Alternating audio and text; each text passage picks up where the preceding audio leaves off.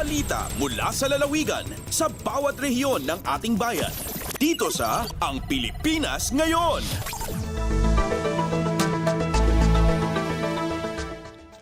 Narito na ang bugson ng ating mga regional news. Dumako muna tayo sa rehiyon ng Luzon. Kauna-unahang Inclusive Learning Resource Center sa Rehiyon 2 binuksan sa Cabarogis, Quirino. Narito ang buong balita na ihahatid sa atin ni April Racho mula sa Tugigaraw.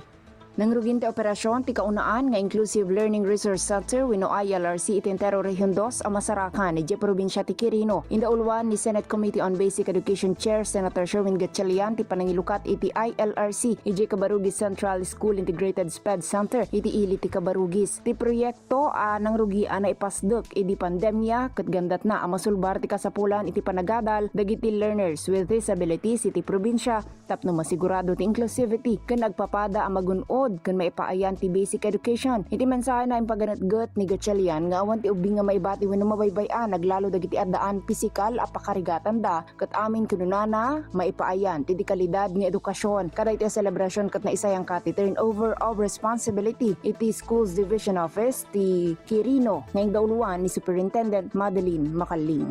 Manipud to Garaw City dayti ni April sa Lucan Racho para iti Radyo Pilipinas World Service. Balita mula sa lalawigan sa bawat rehiyon ng ating bayan. Dito sa Ang Pilipinas Ngayon.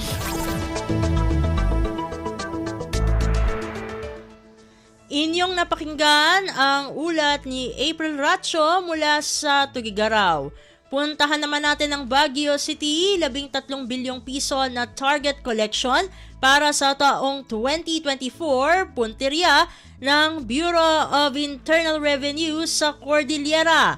Ang kabuang ulat, ihahatid naman sa atin ni Jong Munar. Punteriya ti Bureau of Internal Revenue Cordillera makakolekta iti 13 bilyon na peso sa buwis itang atawin 2024 iti entero nga rehiyon Cordillera. Sigon kani Attorney Claire Corpus, Regional Director ti BIR-CAR, itinasa nga target ket nangat-ngato iti 22% manipod iti nakolektada iti 2023 adumanon iti nasarok sa 10 bilyon na pesos. Impanakal namat nga iti bulan iti Enero ket naragpatda iti target collection at 22% nga panaggato ken manariman pa lang iti panakasimpati koleksyon da iti bulan iti Pebrero. No pay kasta kinunana no pagtipunan iti bulan iti Enero ken Pebrero itang atawan ket mapatapataan naragpatdan iti 10% nga increase.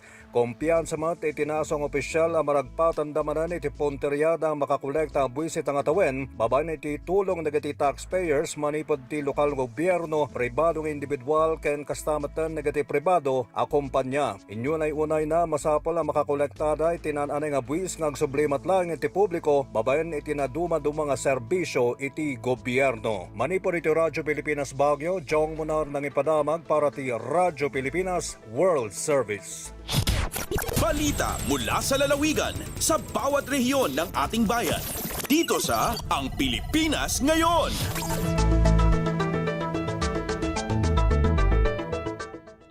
Inyong napakinggan ang ulat ni Jong Munar mula sa Baguio City. Puntahan naman natin ang Virac.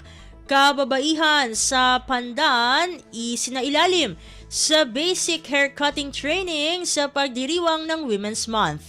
Narito si Jan Tatad para sa balita.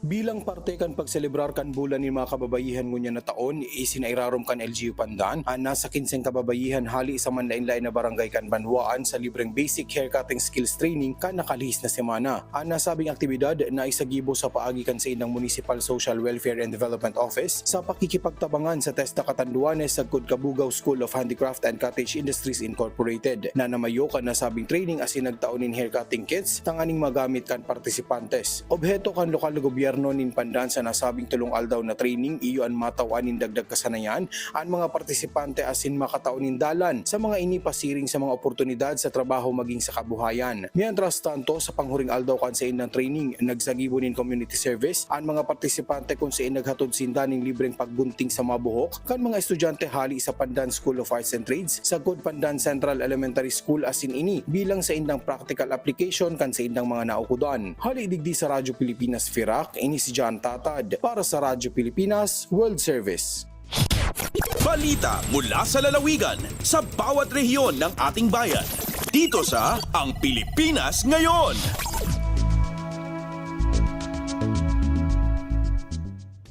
Inyong napakinggan ang ulat ni John Tatad mula sa Virac.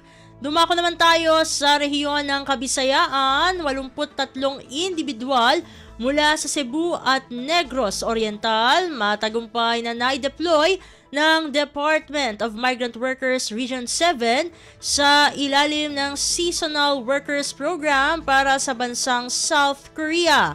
Pakinggan ang kabuang ulat na ihahatid sa atin ni Carmel Matos Pedroza mula sa Cebu. Anaa sa 83 kamasubuan hunog nagrense sa malampusong na-deploy sa Department of Migrant Workers Region 7 ngadto sa nasod sa South Korea. Matod ni Attorney Carl Ariola, ang Regional Director sa DMW7, ana sa 23 niini ang gikan sa dakbayan sa Dumaguete, lalawigan sa Negros Oriental ug ang 60 gikan sa lungsod sa San Francisco, isla sa Camotes dinhi sa lalawigan sa Subo. Unang nibiya ang first batch gikan sa Subo ug first batch gikan sa Negros Oriental niadtong Marso 7. Samtang ang second batch gikan sa Subo ni biya ni adtong Sabado. Sila na deploy ubos sa seasonal working program kon SWP sa DMW. Sulod sa tulo ngadto sa 5 ka bulan sila magtrabaho isip agricultural seasonal workers. Ang SWP usa ka programa sa DMW pagtabang sa nasod sa South Korea sa pagtubag sa ilang kakuwangon sa mga mamumuo alang sa ilang farming o fishing communities. Kini si Carmel Matos Pedroza para sa Radyo Pilipinas World Service. Balita mula sa lalawigan sa bawat rehiyon ng ating bayan. Dito sa Ang Pilipinas Ngayon.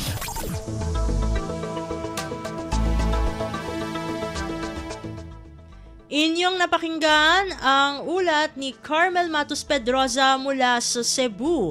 Puntahan naman natin ang Iloilo. Sangguniang Panlalawigan sa Iloilo magsasagawa ng Joint Committee hearing tungkol sa epekto ng El Nino sa probinsya. Narito si Bing Pabiona para sa detalye ng balita.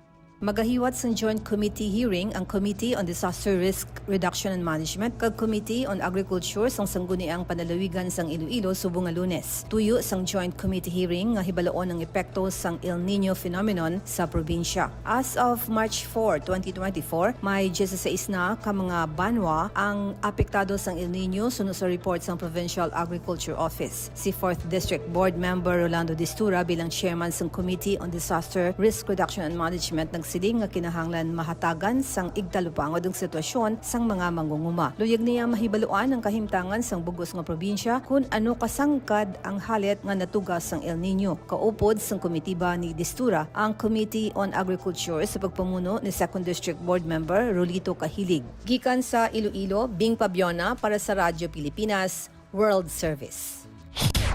Balita mula sa lalawigan sa bawat rehiyon ng ating bayan. Dito sa Ang Pilipinas Ngayon.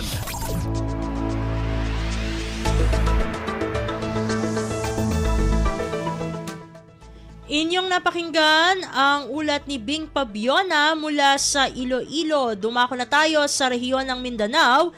Inaugurasyon ng ika-160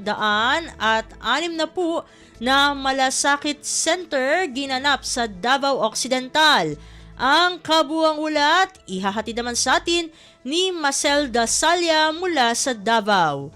Gipangunahan ni Senator Christopher Lawrence Bongo ang nahitabong inaugurasyon sa ika-160th Malasakit Center sa Davao Occidental General Hospital sa Barangay Lakaron, Malita, Davao Occidental kaniadtong Biyernes, Marso 8. Dungan sa maong aktibidad ang pagpangpudapudog rice package, vitamins, volleyball, basketball, bisikleta ug pagkaon alang sa mga pasyente ug staff sa maong hospital. Gikalipay usab kini sa mga taga Davao Occidental ang pag-abli sa Malasakit Center sa ilang lugar tungod akong tabang kini nga mahatag ngadto kanila labi na sa mga balay runon sa hospital. Samtang gihangyo usab ni Senator Bongo ang namuno sa maong hospital nga dili biyaan ug hatagan og importansya ang mga naglisod nga mga pasyente sa paghatag og serbisyo sa 160th Malasakit Center. Gikan dinhi sa Radyo Pilipinas Davao, Marcel Mamondasalya para sa Radyo Pilipinas World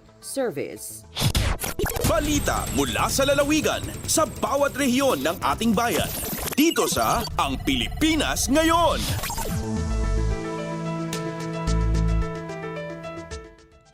At inyong napakinggan ang ulat ni Marcel Dasalia mula sa Davao. Dito na nagtatapos ang ating regional news.